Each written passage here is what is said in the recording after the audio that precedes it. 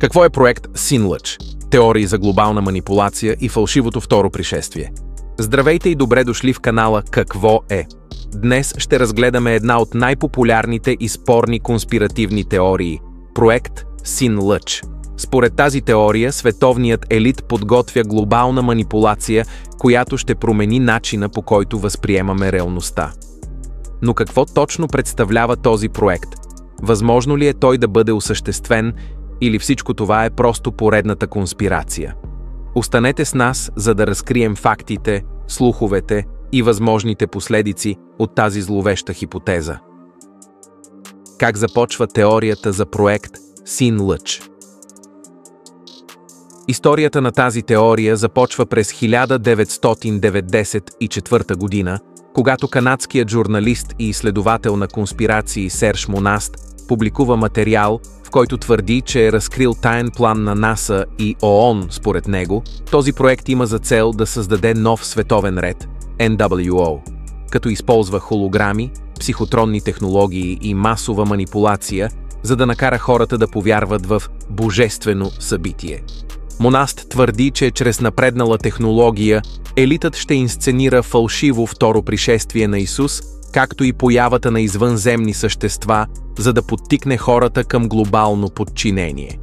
Той умира през 1996 година при мистериозни обстоятелства, което допълнително засилва спекулациите около проект Син-Лъч. Каква е целта на проект Син-Лъч? Според теорията, проектът е разделен на 4 основни етапа, които постепенно ще подготвят човечеството за идването на нов световен ред. Първи етап – фалшифициране на археологически открития. Според Монаст, първата фаза на плана включва манипулиране на археологически данни. С помощта на фалшиви артефакти, открити в различни части на света, учените ще представят нови исторически факти, които ще подкопаят съществуващите религии.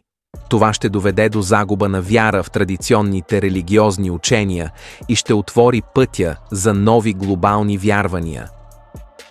Втори етап – глобална холографска проекция. Този етап е най-известният в теорията за проект Син-Лъч. Твърди се, че сателитни технологии ще излъчат гигантски холограми в небето, представящи образи на богове, месии и религиозни фигури, специфични за всяка култура. Тези холограми ще говорят на езика на всеки човек чрез вълнови честоти, създавайки илюзията, че те получават божествени послания. Целта е да бъде разрушена сегашната религиозна структура, като хората бъдат убедени, че едно ново, всемогъщо същество се разкрива пред човечеството. Трети етап – телепатична комуникация и контрол над съзнанието. След като хората видят чудесата в небето, те ще започнат да чуват гласове в главите си. Според теорията, това ще бъде постигнато чрез електромагнитни вълни, изпращани от сателити и радиочестотни технологии. Целта на този етап е да се създаде ефект на масова хипноза, при който всеки индивид ще възприема гласовете като собствени мисли. Тази техника може да бъде използвана, за да внуши на хората нови убеждения или да ги принуди да следват определени заповеди. Четвърти етап – фалшива инвазия на извънземни. Според теорията, последният етап на проекта Син-Лъч ще включва симулирана атака от извънземни. Чрез напреднали технологии и холограми, хората ще бъдат убедени, че Земята е под нападение от извънземни същества. Целта на тази измама ще бъде създаването на глобална паника, която ще позволи на световното правителство да наложи военно положение и пълен контрол върху човечеството. Според някои теоретици, този етап може да бъде използван, за да накара хората да приемат единно глобално управление като спасение от заплахата. Възможна ли е тази теория? Какво казва науката? Разбира се, официалната наука и правителствени институции отричат съществуването на проект Син-Лъч. Холографските технологии, днес холограмите са значително напреднали, но все още не съществуват технологии, които биха позволили създаването на реалистични, гигантски тридимензионални образи в небето. Телепатичен контрол. Въпреки че учените експериментират с въздействието на електромагнитни вълни върху мозъка, няма доказателства, че е възможно внушаване на мисли на милиони хора едновременно. Фалшиви археологически находки. Досега не е представено убедително доказателство за глобална фалшификация на исторически артефакти. Въпреки това, поддръжниците на теорията смятат, че технологията се развива тайно и че ще бъде използвана, когато дойде точният момент. Защо хората вярват в проект Син-Лъч? Една от основните причини е, че възможността за манипулация чрез технологии вече не изглежда толкова невъзможна.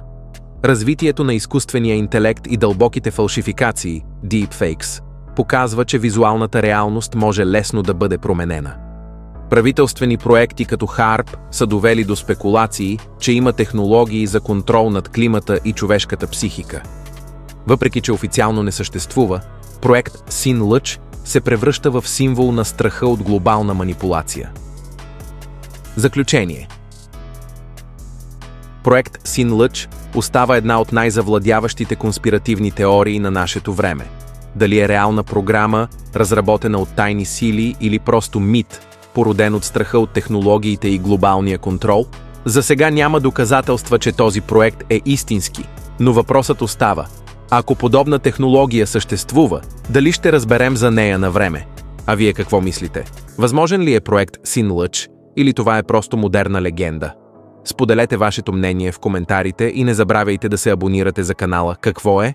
До нови срещи!